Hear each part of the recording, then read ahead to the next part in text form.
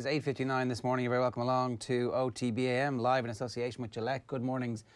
Start with Gillette giving you the confidence to tackle the day ahead. Now, Thom Malone is with us. Thom, good morning to you. Hey, Ger, how are you? You well? Yeah, good. We're going to start our Cheltenham countdown. Before we do, we should talk about David Mullins. This is very surprising, I suspect, but when you read the comments in the interview that he gave to the Racing Post, you get the sense of somebody who really did not enjoy being a high-profile jockey. Yeah, you really get that from him, don't you? And he is a young man who enjoyed great success at a very young age as well. I mean, he won that entry Grand National age just 19, and I think I just looking through some of the quotes last night, he was beaten in the Grand National the first year at Tiger Road. He wasn't beaten far on Pleasant Company, finished second. And immediately after the race, he was asked, how are you feeling? He said, well, I was immediately gutted, but David Russell's 38 and that's his first Grand National, and I won at 19. So perhaps that kind of gave a slight insight into how, you know, early success can blunt a little bit of hunger. And he definitely spoke about how he wasn't enjoying it anymore. And like, he's a 9-time Grade 1 winner. For his age is a phenomenal achievement. He's obviously a very talented rider.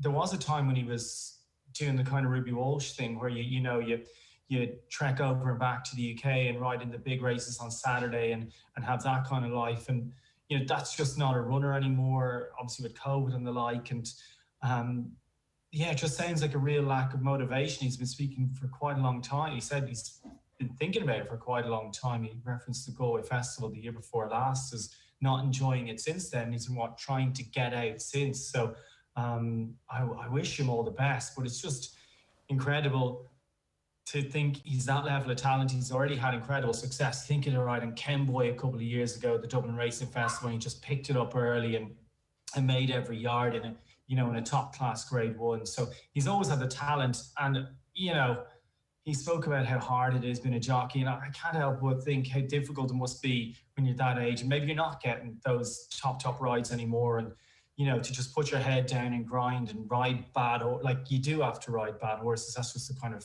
fact of life. There's only a handful of Grade 1s, there's only a handful of rides available in them, and you know, if you don't have a top job, you don't get on the top horses, and you just have to put your head down and work. It kind of reminds you of the Brian Cooper situation a few years ago when he lost the Jig and 10 gig, and he has had success since. And you just think with David, you know, he's definitely had his head turned. He doesn't feel like he wants to be a jockey anymore, which is completely fine. It is a very, very tough life. He's also had some horrific injuries.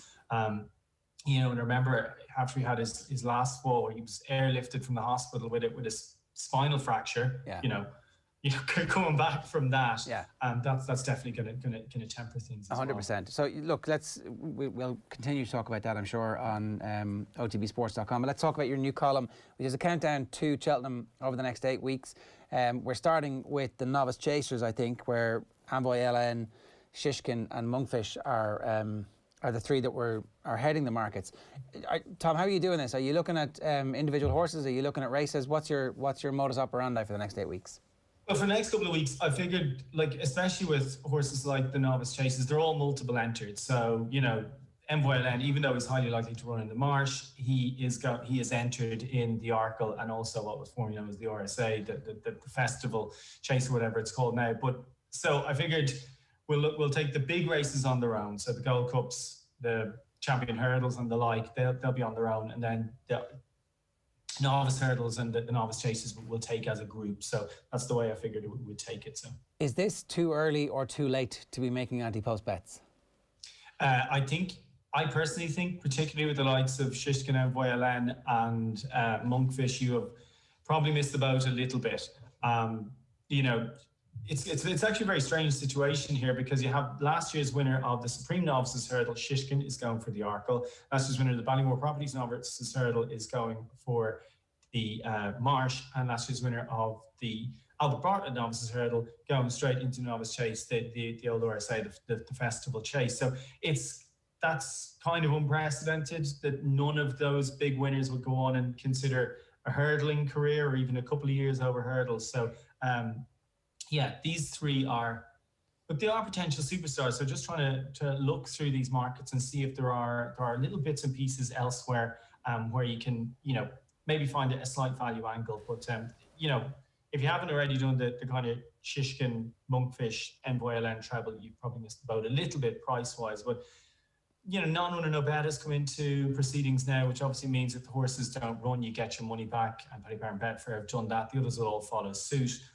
One other angle here is that I've noticed that MYLN is even money, so he's not odds on with two English firms. So again, there is that slight talking point that MYLN is just a kind of Irish talking horse, even though obviously he won the Ballymore last year, and that perhaps there is something lurking in the UK that can beat him, but that is not immediately obvious. Okay, so they think that there might be something there, and that's why they're offering that slightly bigger price than the Irish bookmakers.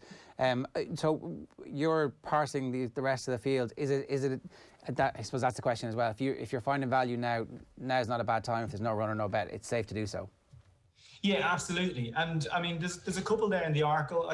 I think there's probably more opposition potentially to Shishkin at this stage than there is perhaps to MYLN. I really think MYLN is going to scare off a lot of people. And as kind of mentioned in the columns, I really like the look of Darver Star. Trained by Gavin Cromwell. He finished second behind Franco de Port at Leopardstown in the Grade 1 last time out. Look, you kind of can't really. The other thing about this, while I am suggesting horses that are bigger prices, you cannot get away from how good these three particular favourites are. Shishkin, absolutely flawless over hurdles, 2 out of 2 over fences. MYLN, 11 out of 11, and Monkfish has just turned into an absolute monster since he sort of got the hang of hurdling at the back end of last year, and now looks spot on over fences as well. So they are three really, really good horses. But look, at this time of the year, and things are a little bit tight in January, so you want a little bit more value for your money, don't you? So these are each way longer prices that you're recommending in the column. Yeah, absolutely. Look, Energamine of Willie Mullins against Shishkin in the Arkle. He was a really, really impressive winner at Naas last time out, got the better of Captain Guinness. Again, with Willie Mullins, all his horses are multiple entered across the kind of novice sphere. So even the likes of Asterion Forlange, who fell, we saw last weekend against MYLN, he is entered in everything. He's entered in the Arkle over 2 miles. He's also entered in the National Hunt Chase over 4 miles. So they kind of still don't really know where they are with him. But I would think that Energamine looks like the most likely Willie Mullins horse to take on Shishkin. He's currently available at 6-1. And that looks... I like the look of him. He had all the clock watchers really, really happy with his performance at Naas last time out. So I'd say maybe Energamine and also Darver Star, who of course is third in the champion hurdle. He just has that little bit of perhaps toughness about him. I thought the way he ran at Leopardstown the last time behind Franco de Port, he was just ridden a little inefficiently. Perhaps Johnny Moore, I'd say if he thought about it again, he might just hold on to Darver Star a little bit. They thought about going, I know there's talk from going up in distance at Cheltenham, but again, look, you go up in distance, you have to take on MYLN, whereas, I don't know, look, Shishkin obviously has done nothing wrong, but maybe taking him on is slightly less of a concern. Also, we will have a ferocious pace in the Arkle. A horse of Dan Skelton's called All Mankind. He only knows one way to go. So that could actually suit Darver Star because he might be able to just get in and get a toe. Then again, it will also suit Shishkin. But there's 33-1 available about Darver Star, who was placed in a champion hurdle last year. So he has good festival form. So at that kind of price, I mean, it's much less than that non-runner no bet. But I think Darver Star definitely has a squeak against Shishkin in that in the Arkle. All right, and you've also had a look at the Novices Chase, Cheltenham Festival Novices Chase. Yeah, look, this is Monkfish's, and I can't really look past Monkfish in this one, to be honest, because of these, he's obviously one of the bigger price on Wednesday of the sort of, of these favourites. He was like he's 2-1 available, whereas the other two are odds on. So I actually really love Monkfish, and we did a Cheltenham preview of sorts earlier on, and he was touted by Patrick Mullins the day after he did his first schooling session as the most exciting novice chaser they have. So really can't get away from him. You look through it then, latest exhibition, Monkfish has beaten him both times so far. I would say the likes of Next Destination and Pencilful Lead are the ones who could really put it up to him, because, I mean, down beyond those, it's very difficult to make much of a case as yet, unless something comes out and does something magical, maybe in the flow gas at Leopardstown at the Dublin Racing Festival. Okay. My memory of these very short prices horses in Cheltenham is that regularly they get overturned. Yeah, absolutely. That's why I wouldn't be piling in on any of these. Well, that's very true. And I mean, Envoy Elen, the problem for Envoy Elen, as if you're looking at him here at the moment, where he's a general 4 to 5 shot, and as I said, there's one British bookmaker going evens. Beyond Envoy Elen, it's 10 to 1 the field. There has to be, and look, one horse I absolutely love against Envoy Elen is Shan Blue. He was a brilliant winner at Kempton at Christmas. That was over 3 miles. He'll drop back and trip. He absolutely went a million out in front, and a horse tried to go with him for the first mile and a half. He burned him off, and then the big breakaway came to go at him and just couldn't lay a hand on him at all. So Shan Blue is a horse, again trained by Dan Skelton. He's 14 to 1 and has won against Envoy Elen. And again, you know, talking about Willie Mullins and everything is multiple entries and everything is multiple targets. That's not the case with Shan Bleu.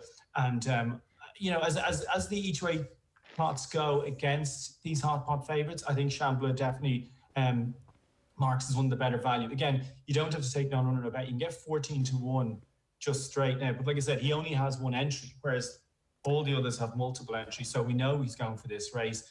He won over 3 miles last time out, so we know he has stamina. His jumping is absolutely impeccable because he's trained by Dan Skelton, who's the son of Olympic gold medal winning show jumper Nick Skelton. You know, and he jumps quick and fast, and he will provide Envoy Elen with a test that he hasn't experienced so far over fences. Okay, these Novice Chasers, where did these horses end up? So, like next year when we're watching Cheltenham and we're hearing Envoy Elen, Shishkin and Monkfish, are they all in races that are of different lengths, and so therefore they'll end up in different, when they mature, they'll end up in different races as well? Or are they all ultimately trying to become Gold Cup horses? Well, a lot of these horses come from the point-to-point sphere, and they would be those kind of big money buys that we hear about, that ultimately these big connections look to buy to become their Gold Cup horse. So that's certainly the case with Envoy Elen, who costs over 300,000, Monkfish another big price. So the likes of Envoy Elen and Monkfish next year, hopefully, will be going for a Gold Cup. You would think Shishkin will stay at the 2 mile trip for the moment, and then he would hopefully become a champion chase horse, as has been the case with Nicky Henderson horses, the likes of Sprinter Sacre and Altior that he's had in the past. But yeah, next year it's incredibly exciting because, you know, he's going to get a proper test when he comes out into open company. You know, you look at the races that Envoy Elen has run so far in his life and how straightforward they've been for him, particularly over fences, whereas like next year he'll probably start out up the north in that grade 1 in Down Royal, where he will have to take on potentially, you know, his mate Delta Work as a previous grade 1 winner, the likes of Ken Boy. He'll have to come to Leopardstown at Christmas and maybe compete like in that race at Christmas that Aplutar won. You know, he's going to have to take on the likes of Aplutar, Manila Indo. Like it's senior hurling next year for Envoy Elen. And like I said, if they want him to become a Gold Cup horse, he's going to have to take them on next year. But yeah, Envoy Elen, Monkfish most likely to end up in the Gold Cup.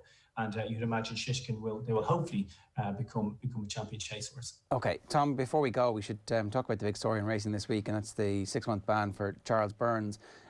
Today in the papers, Michael Verney has talked to Ted Walsh, who's saying, look, you know, racing does have integrity. And it seems from the outside, having watched a lot of people in racing speak about racing and how passionate they are about it, that people need to come out and rally around the sport now, because it's a dangerous moment where you either win the public back or they kind of shrug their shoulders, and you can't really as a sport allow the general public to shrug their shoulders and imply that this is something that is happening widespread.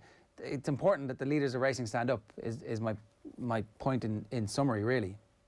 Yeah, absolutely. Look, this, from every angle, this looks terrible. It's a welfare issue, it's an integrity issue, and, you know, and then it looks lenient. Like, oh yes, it cannot be proven that the trainer administered these, it cannot be proven, that's fine. But the horse was drugged and he was laid, and he is the responsibility of Charles Burns, and that just looks, it's just so bad. And the problem here is, you know, obviously the turf club's hands are tied slightly, or the IHRB's hands are tied slightly. They can't comment on the case.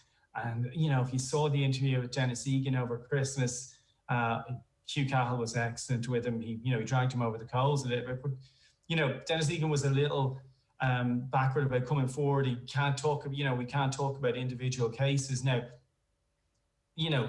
everyone's read this report from the IHRB where, they gave out the details step by step. As Richie Forrestal said, that's not always the case. I mean, you regularly get sent these emails when things happen with trainers and they get, light bans and, light sentences, and you're wondering why is this so lacking in detail? So I'm just hopeful that this is a real moment for the IHRB in particular in the way they communicate to the press and the public, and just making sure that, their reasonings for all these decisions are just so much more concrete. Because, like I say, to any outsider, 6 months for that offence, in any other sports, like how things are administered is irrelevant, because you are responsible for whatever's administered to the athlete's body. So how it got in is kind of irrelevant if it was any other sport, and that's the real bad one. One last thing that did come up was the absence of CCTV from a lot of these yards.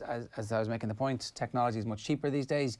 You could have CCTV installed in these racetracks, or you could put a program in place to say we're going to do that. That would be one step that they could all take. Yeah, absolutely. And Tramore has since put CCTV in, so I mean that has happened since. This could, so in a purely hypothetical situation, I mean that really won't change anything, because the horses arrive in horse boxes. Sure. So it can happen before they arrive at the track. It's not necessary. I mean, the real issue for me here is the welfare issue. It was the welfare of the horse and the welfare of the jockey. That horse had an horrifically dangerous levels of that drug in his body. I mean, I work with horses pretty much every day. You wouldn't even pull it out of the stable if it had that much sedative in it. And to think it went on the track is horrific. Yeah, Thom, good stuff. Thanks a million. You can read Thom's column and his advice over the next 8 weeks on the OTB Sports app. It'll publish every Wednesday, and we'll talk to him every Thursday as well about that. Check it out, otbsports.com.